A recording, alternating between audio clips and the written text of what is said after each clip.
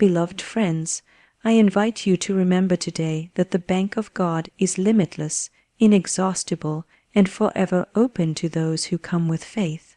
We live in a world where human banks may close their doors, fortunes may rise and fall, and accounts may be emptied, yet the treasury of spirit never diminishes. It holds within it every supply, every opportunity, every blessing, waiting to be claimed by the one who dares to believe. So often, people walk through life believing themselves to be poor, lacking, or unworthy, when all the while the vaults of heaven are overflowing with good, simply awaiting the word of command. Faith is the check you write to this divine bank, and it is always honored when issued with confidence. Doubt, fear, and worry are like forged signatures, and they will not pass. But when you speak with certainty, when you affirm with unwavering trust, the abundance flows to you swiftly and surely. The bank of God is limitless, never running out of supply, and always open to those who believe. When we look at the world around us, we see limitations everywhere. A person may look at their bank account and feel fear, thinking that what they see on the page is the final word on their supply. Yet the truth is far greater and far freer than the figures in a ledger. The bank of God holds treasures beyond measure, and it is not subject to the fluctuations of earthly systems. It is the infinite storehouse of abundance, health, love, and peace, and no matter how much is drawn from it, it is never diminished. This is the eternal law of spirit. There is always more, because God is the source, and God cannot be depleted. To understand this truth is to shift from fear to faith, from worry to trust. Many spend their lives feeling as if they must struggle for every morsel, yet Spirit never intended for us to live in scarcity. Scarcity is a human illusion, a product of thought, a belief born of separation. When we align with divine law, we see that there is no lack in reality. The sun rises each morning without fail, the oceans are vast and endless, the stars fill the skies beyond counting. This is a universe of abundance. If God can create infinite stars and endless waves, how could He ever fail to provide for our needs? It is only when we close our eyes to this truth that we feel lack. When we open them, we recognize that the vaults of heaven are always overflowing, waiting for us to receive. The bank of God is open at all times, and there are no limits placed upon what may be claimed. The only limit is the one we set through doubt or disbelief. Faith is the key to access, for it is through faith that we make our withdrawal from this limitless storehouse. Faith says, I know my good is already mine, even if I do not yet see it. Faith trusts in the invisible supply, and in doing so, calls it forth into the visible. To say, God is my source, and I shall never want, is to sign the check of faith, and present it with confidence at the counter of Spirit. And Spirit never says no. Spirit always answers with yes, for the supply is endless, and the giver is generous beyond human comprehension. When we remember this, we stop begging and start affirming. We stop pleading for scraps and instead claim our inheritance. Just as a child of a wealthy parent need not fear lack, for their inheritance is secure, so too are we children of God, heirs to every blessing. The vaults of divine supply are ours to draw from, and there is no fear of overdrawing, for the account is infinite. To live in the truth of God's limitless bank is to live in peace, abundance, and freedom, knowing that every need is already met, and every good thing is already given. Faith is the check you write to the divine bank, and it is always honored when given with confidence. Just as a bank requires a signature before releasing funds, so too does the bank of God require the signature of faith before blessings can flow into our lives. Without faith, the request remains incomplete, like a check left unsigned. It carries no power, no authority, and it cannot be cashed. Yet when faith signs the document, when the soul boldly declares, "This is mine by divine right," the heavenly treasuries open, and the abundance flows with certainty. Faith is not a timid whisper or a half-hearted hope. It is a confident affirmation of what already belongs to us in spirit. Faith does not beg or plead. It knows, it stands firm even when appearances suggest otherwise. The material world often shows us lack, difficulty, or obstacles, but faith looks beyond the visible into the unseen realm of truth. It sees what is already prepared, though the human eyes have not yet recognized it. When a farmer plants seeds, he does not doubt that crops will come. He waters, he waits, he trusts the process. That trust is faith, and it is rewarded in due season with a harvest. In the same way, when we plant the seeds of affirmations and hold unwavering belief, the harvest must come, for spirit cannot fail to honor true faith. When you write a check in the earthly sense, you do so because you trust that the funds are available. You do not sit in fear, wondering if the bank will laugh at your request. You present it knowing it will be met. In the same way, when you present your faith to God, you must be certain that the supply is already there. The divine bank does not operate on scarcity, nor does it ever close. It is not influenced by human economics or worldly uncertainty. Its storehouse is eternal, and every word of faith is honored without hesitation. If the answer seems delayed, it is only because the unseen order is arranging all things perfectly for you. Faith trusts in this timing, and faith is never disappointed. Many make the mistake of writing checks of fear rather than faith. They affirm lack by saying, "I never have enough," or "things never work out for me," and those words are honored as well, for the law of spirit is impartial. The universe mirrors belief, whether positive or negative, and returns to each according to what they expect. If one hands in a check written in doubt, they receive little, if anything at all. But when one writes boldly, "I now receive my good," with certainty in their heart, the windows of heaven swing open. The amount is never questioned, for God does not ration blessings. The only question is, do you believe? Therefore, faith is not simply a hopeful wish, but the very currency of spirit. It is the signed document that transfers invisible supply into visible form. Every time you affirm with confidence, "I claim my blessing now," you are writing a check that the bank of God will never fail to honor. The more firmly you believe, the greater the flow, for the universe delights in rewarding the soul that trusts completely. Doubt, fear, and worry cancel blessings, while words of faith unlock abundance. The spiritual law is exact, impartial, and unfailing, and it works through the words we speak and the thoughts we hold.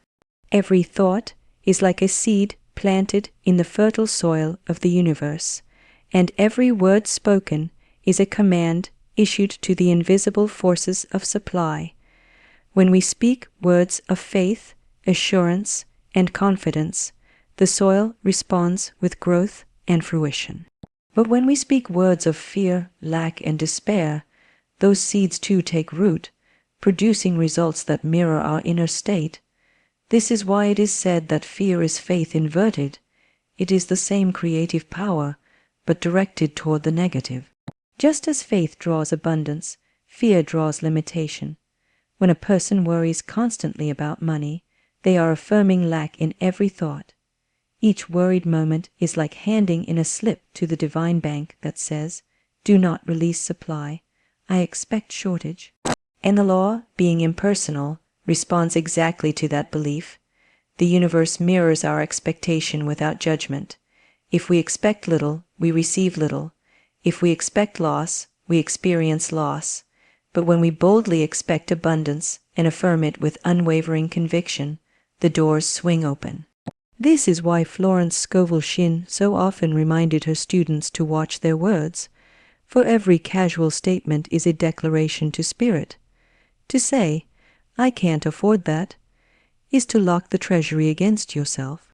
To say, "God is my supply, and all I need comes to me now," is to unlock doors that no man can shut. Fear and doubt are like erasers that wipe away the beautiful affirmations we make in moments of clarity. Many speak affirmations with their lips, but cancel them with their thoughts.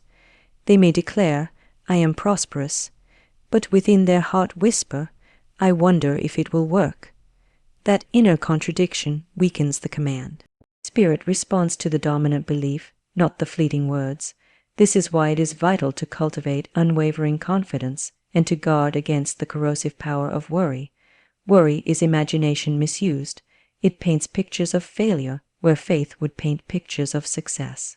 By shifting the inner vision, by training the imagination to dwell only on abundance, one becomes a magnet for blessings. The tongue is powerful, and words carry creative force. Just as a ship is steered by a small rudder, so too is life steered by the words we repeatedly speak. If those words are charged with fear, the ship sails into stormy waters. If those words are charged with faith, the ship sails smoothly into harbors of plenty. This is why we are commanded to speak the word, to declare with confidence the good we seek, and to resist the temptation to voice doubt. Each time we choose faith over fear, we are handing in a check to the divine bank that will surely be honored. Each time we fall into worry, we are canceling that check before it can be cashed. To live in continual faith is to hold steady the vibration of abundance and to refuse entry to doubt. It is to say, though appearances may falter, I know the truth stands firm. My good is mine now, and nothing can block it. With such declarations, mountains move, doors open, and blessings arrive swiftly. The moment doubt dissolves and words of faith take hold, abundance rushes in like a river released from a dam.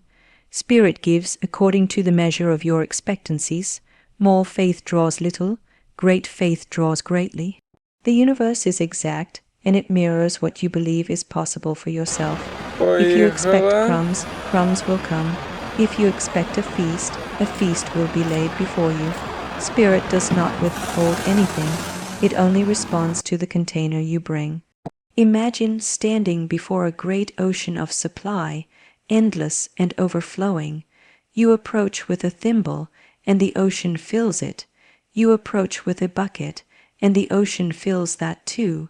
Yet no matter the size of the vessel, the ocean remains unchanged, limitless, waiting to give more.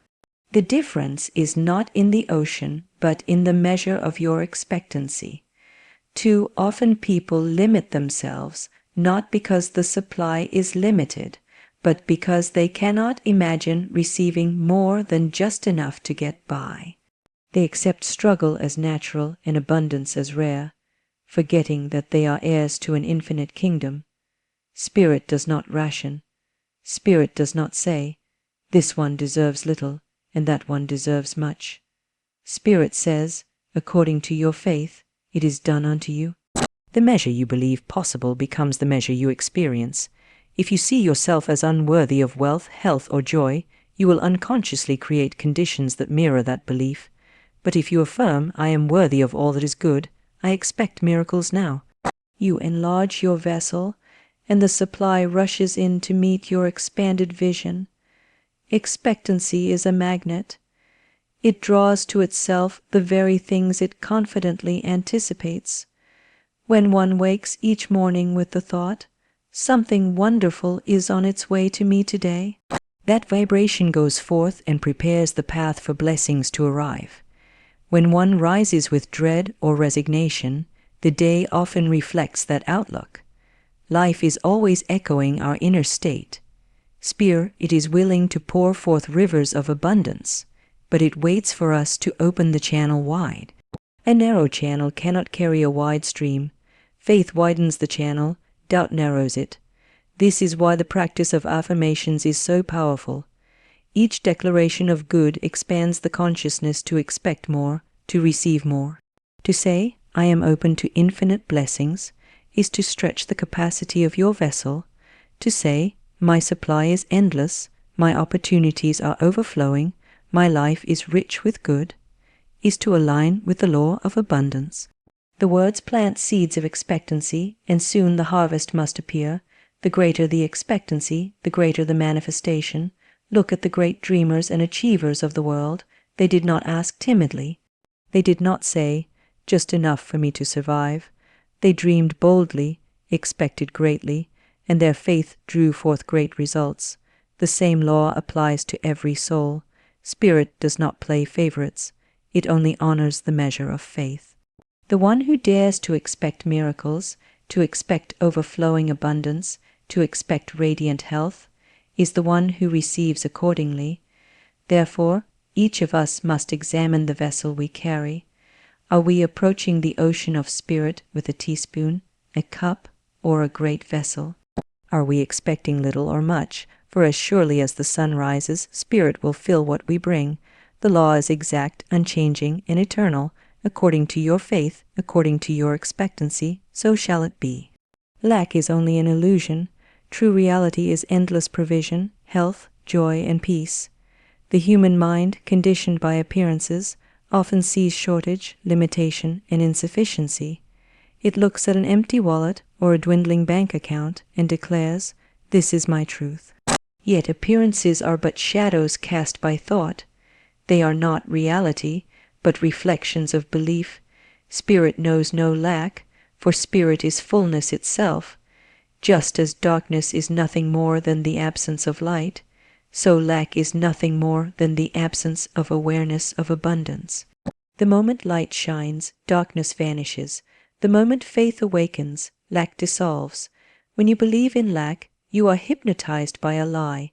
You are persuaded by temporary appearances instead of eternal truth. Imagine standing in a desert where the mirage of water appears.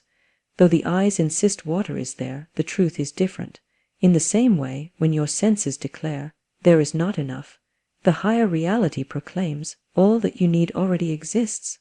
Every need you could ever name has its supply already prepared. The seed holds the promise of the tree, the acorn holds the mighty oak, and the idea of your desire already contains the way for its fulfillment.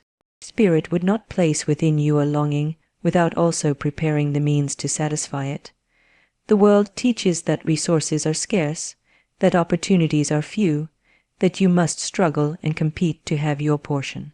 Yet the universe shows otherwise. Look at the stars that fill the heavens, countless beyond measure.